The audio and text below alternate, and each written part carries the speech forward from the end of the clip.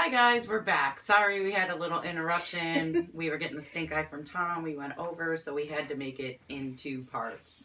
So we apologize. I had to put my hair up because it kept getting bigger and bigger. My empath was, sucking on Teresa's hair. And my hair's just getting bigger and bigger anyway. Yeah, so, I figured up it goes.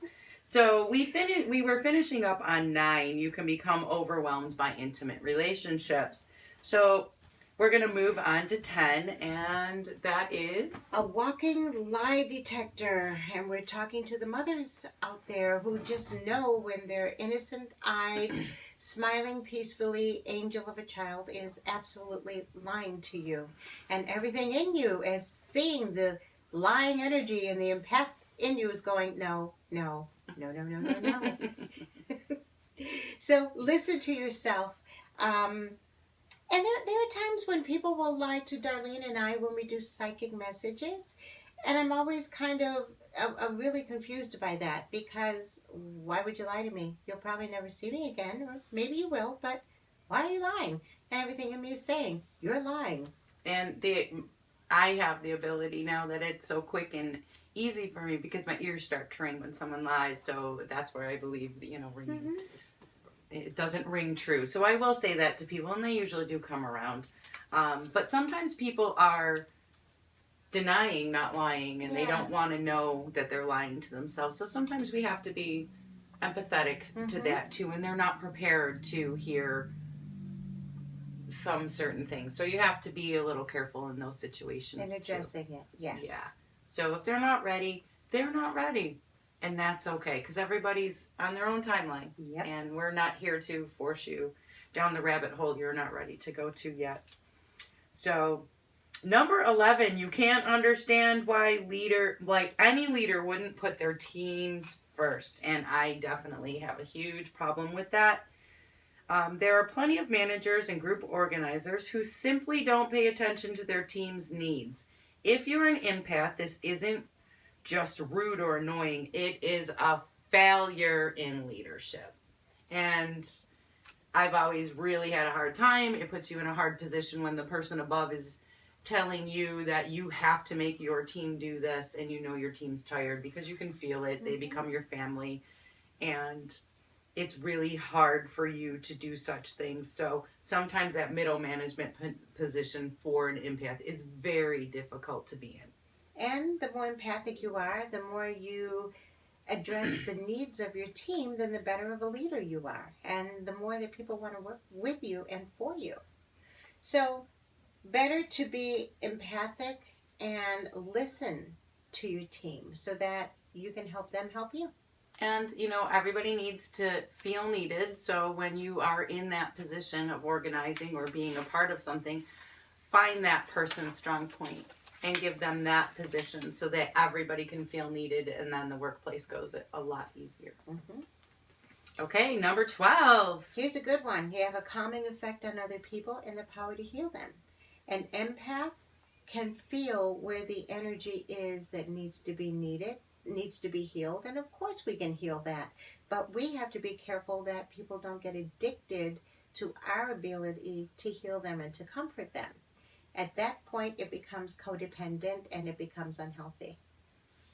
For sure. And sometimes people don't even realize that that's occurring. You can make them feel in a euphoric way, and your energy makes them feel that the space you create can cause that too. So sometimes people don't even realize that that's occurring for them. But it can be very draining on the empath when they kind of try and plug in. Mm-hmm. I try to remind people, don't have that strip of plugs across your back and let people plug in. If you feel that that's occurring, please take a salt bath, sage, disconnect, because it's not yours and you don't want to be drained. And that's really important in taking care of yourself, because in order to be able to be of service, you have to be healthy. And the last one, you cannot see someone in pain without wanting to help.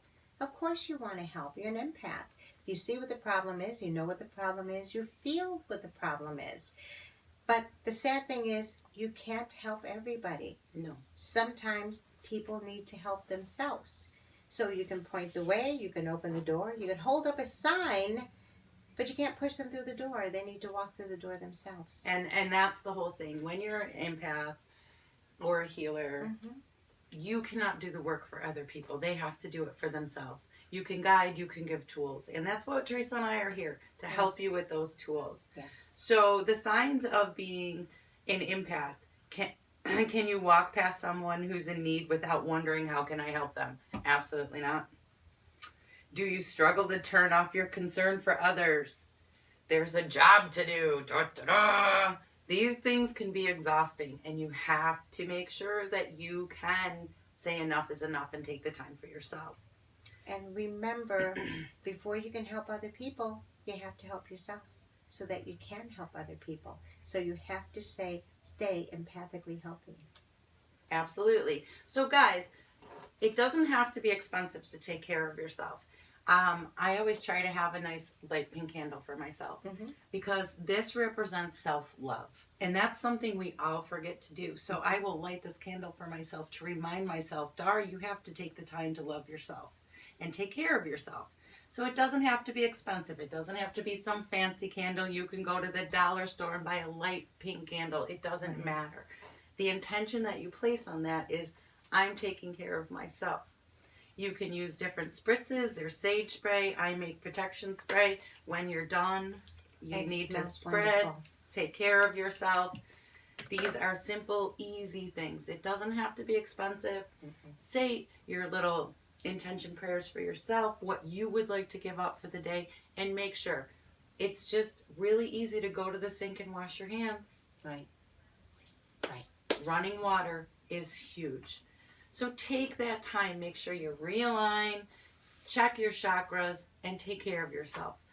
Being an empath is not an easy thing. And if you need that time alone and you need to say no, be good to yourself first. Exactly. And it's okay to say no and not go to a party if you're really not up to it because it can exhaust you.